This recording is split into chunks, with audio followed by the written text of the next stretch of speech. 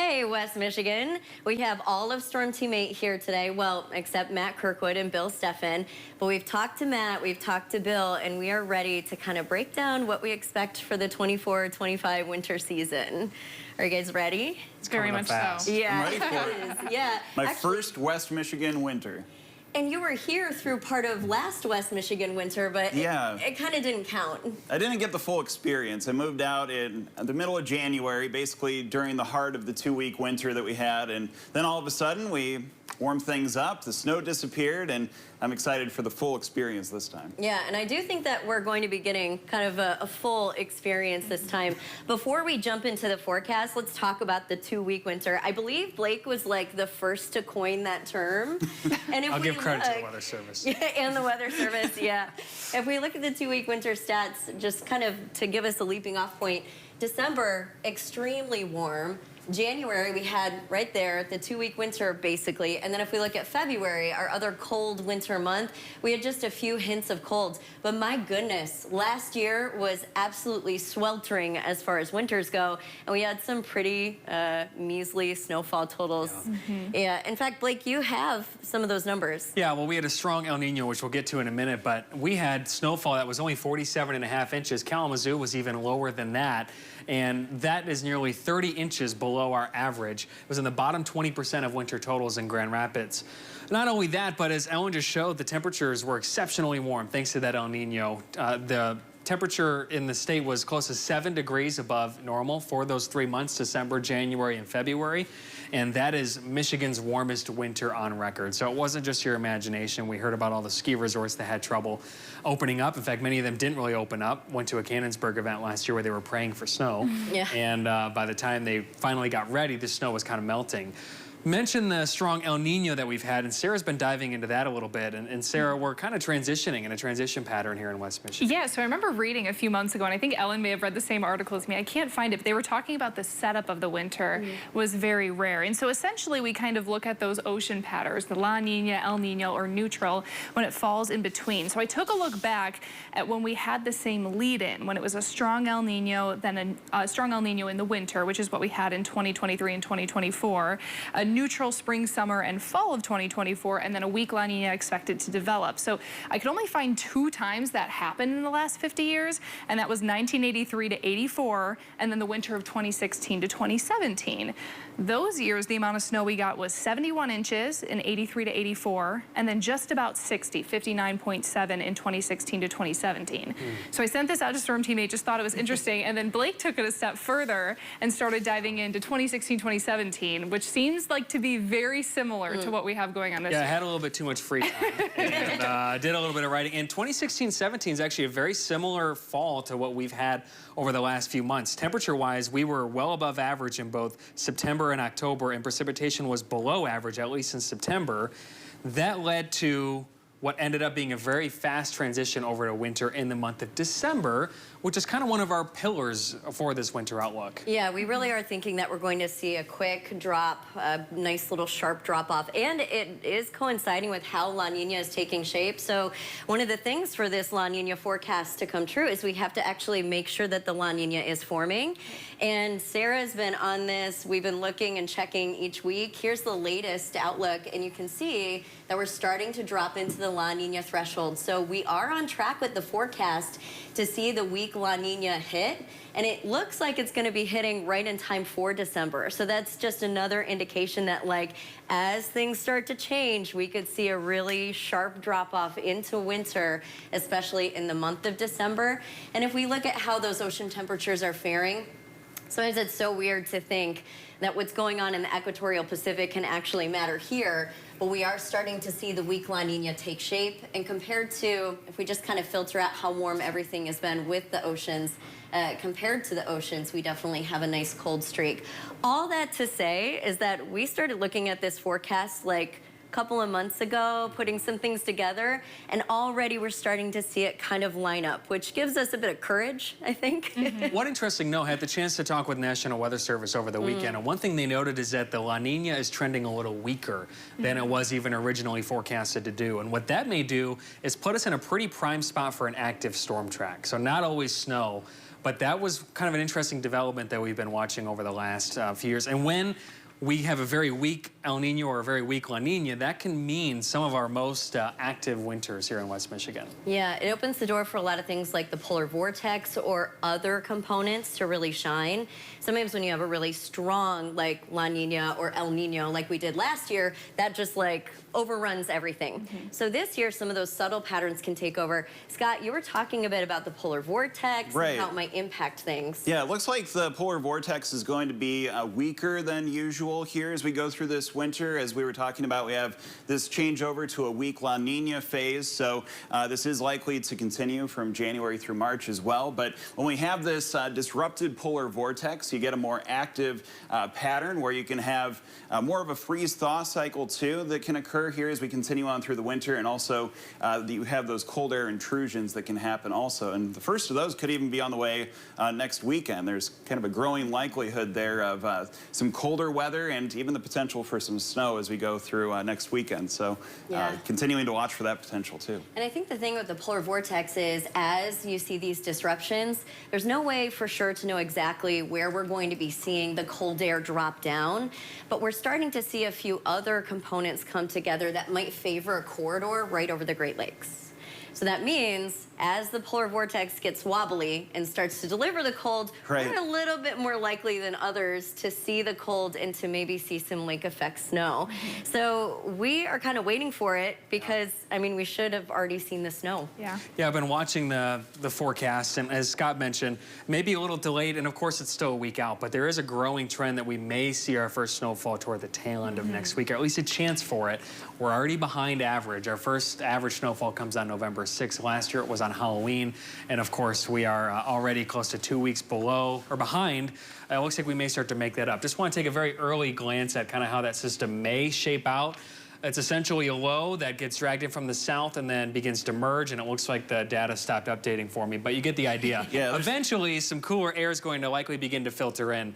It looks like there's going to be some major troughing over the eastern half of the United States, basically, next week. And with the warm lake temperatures, all it takes is one cold blast to get things cranking, and we saw that just under 2 years ago now. Where we had almost 30 inches of snowfall in spots between the 17th and the 19th. I love West Michigan. We can have a range of like 2 to 24, like on a standard snowfall, just because of the lake effect. I'm glad you brought that up, Blake, because I wanted to show Lake Michigan's water temperatures.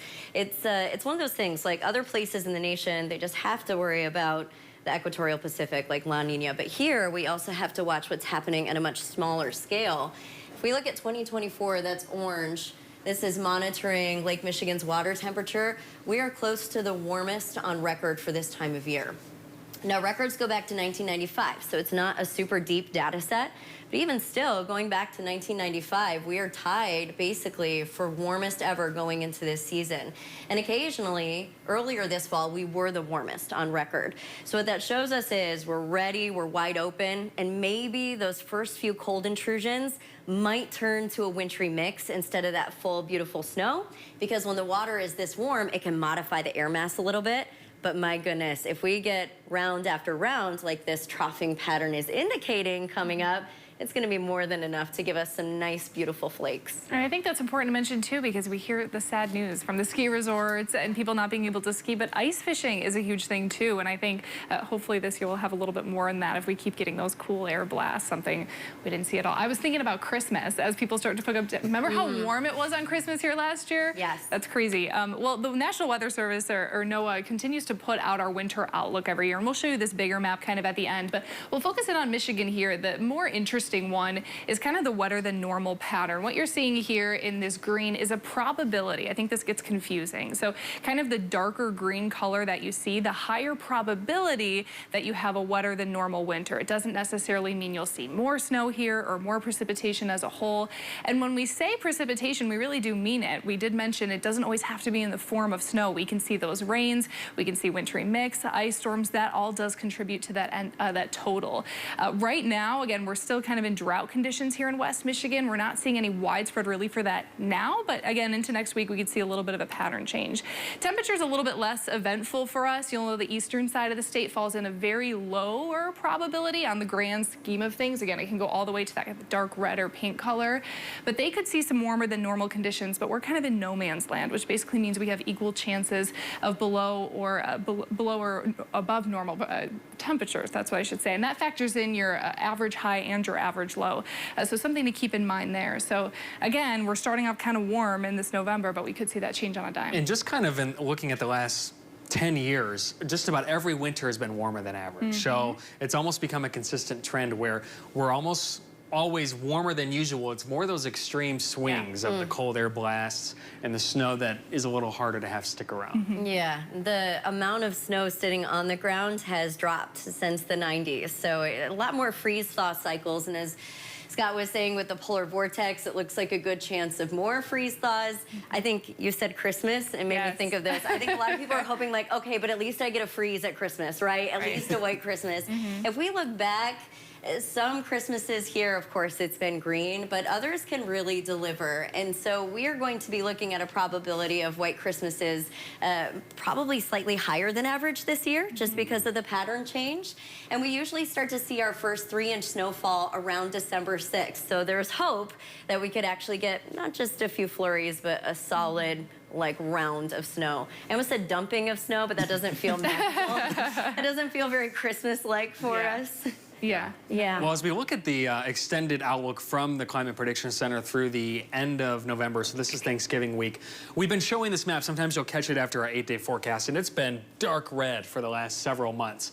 It looks like we may be finally beginning to see that pattern change where we start to see some of these cool air intrusions, as you guys were just talking about, which would lend itself to finally getting some snow chances. So this is a little bit of hope for the snow lovers that we at least have a better chance of starting to pick up on some of those cooler temperatures and some of those snowflakes. And again, some of our most prolific lake effect snow events happen early in the season. Not only that, but I lost my train of thought. But bottom line is we are, I think, going to see, oh yeah, there it is, active December. Yeah, active December. That's one of the big things, and we're kind of going out on a little bit of a limb with that, but just looking at the way that the pattern may shift toward the tail end of next week, I think that may end up lining up pretty well. We were chatting about this morning. The high temperatures look to take a dive. We'll probably see highs in the 40s, which again, isn't that far off from near average. We've just been so warm. But the low temperatures, I said to you, I was like, that's gonna be the tricky part because those are a little bit warmer towards the end of next week, but again, those could just change on a dime as well and could open up the door for a lot different change. And if we can sustain some of those colder temperatures, maybe we can reverse the trend with sea ice too, or lake ice, I should say. On Lake Michigan, we had that record minimum last February. So if we can establish a colder pattern here to at least begin things here in November and December, perhaps we can start to build in some ice too on the lakes. I love it. Scott's been in Iowa for a while, but you have some Great Lakes experience, so you're ready to dive back into it. Yep, I grew up in Valparaiso, Indiana, so northwest Indiana there, and we'd occasionally get hit with some lake effect, but you need that exact north to south flow off of Lake Michigan in order to really get that lake effect in that location. So this is definitely a more prime spot for lake effect snow, and I'm looking forward to seeing it. We're looking forward to it too. I'm glad that we might actually have a real winter for you instead of the 2-week winter. We're going to be giving you our full winter outlook here at 5:55 at Wood TV. So we've kind of talked about the start. We've let you know that we think December is going to be a pretty good snow month for us, but there's a lot more to the forecast that we're going to be unveiling. So be sure to stick around for that. And of course, at woodtv.com, we have an article where you can break it down even more. So seasonal outlooks are super tricky no matter where you live because you have all these factors that are trying to play together, and depending on how they mix, it could fall one way or the other. Still, we are going to, each of us at Storm Team 8, submit to this, the total snowfall prediction contest, and we're also going to have Bill Steffen and Matt Kirkwood join. Matt is a snow lover, and he's pretty pumped for this contest. He also will probably use the $250 on his snowmobile. He's with us again in spirit. Matt is out on leave. I'm sure you religious watchers have noticed that Sarah has been waking up dark and early to fill in Monday through Friday and doing a phenomenal job while Matt's healing up. He had a small surgery and he's just getting ready for snow season. He's like, I'm ready, let's go. He picked the time to be in between summer and when snow starts. He did, like he put some thought into this. So Matt is is submitting his snowfall report. I don't have, oh wait, he just texted me back. I said, what's your prediction? Oh, and he gave me a nice discussion. He said, you can't escape me or young Matt. Do you need a range or single? I'll give both. By last snowfall, my range is 65 to 70, but if I had to pick a single number, it'd be 67 inches. So there you have it. Matt Kirkwood's official prediction is 67 inches. We'll go ahead and share ours right now. Might as well. Scott, the new guy, what do you think? I'm pretty close to what Matt's predicting there. I have 65 inches. I think that we'll get some blasts of snow, but we'll also have it melt off with more freeze and thaw cycles. So the snow that comes in November won't be here in January. Gotcha. Okay.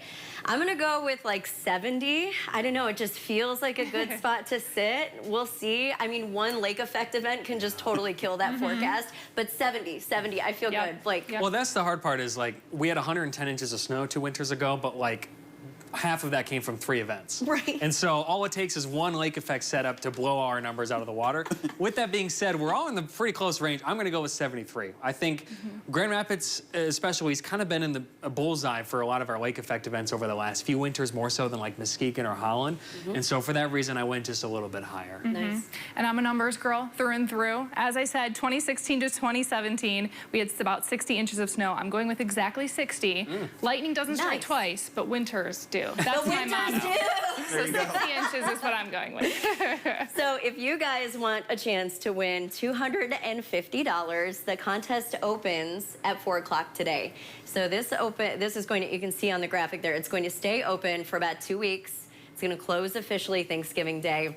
It's a lot of fun. You can see what Storm Teammate thinks, and you can test your skills against our meteorologist, even Bill Steffen. Believe 2 winters ago, when we had the 110 inches, I think someone had it to the 10th. Yeah. The winner, I forget his name, but I believe he had it down at the 10th. It was pretty impressive. Yeah. So it's fun. We'll be keeping you updated as we go through the winter because it really is both a science and an art when it comes to seasonal forecasting. But thank you guys for joining us for this time because we wanted to show you that there's a lot to look at and we literally just scratched the surface. But hopefully this gives you a feel for what you want to place as your guess. And remember that contest opens at 4 and we'll be with you all winter with school closing predictions, live shots to show you the best spots or maybe sledding hills. And then once Matt is healed up, I'm sure he's going to be back out with his snow conditions report. So thank you guys for always choosing Storm Teammate. We definitely take this seriously and it's nice to take it seriously and also have a little bit of fun. So happy winter, stay safe, and we'll be with you every step of the way.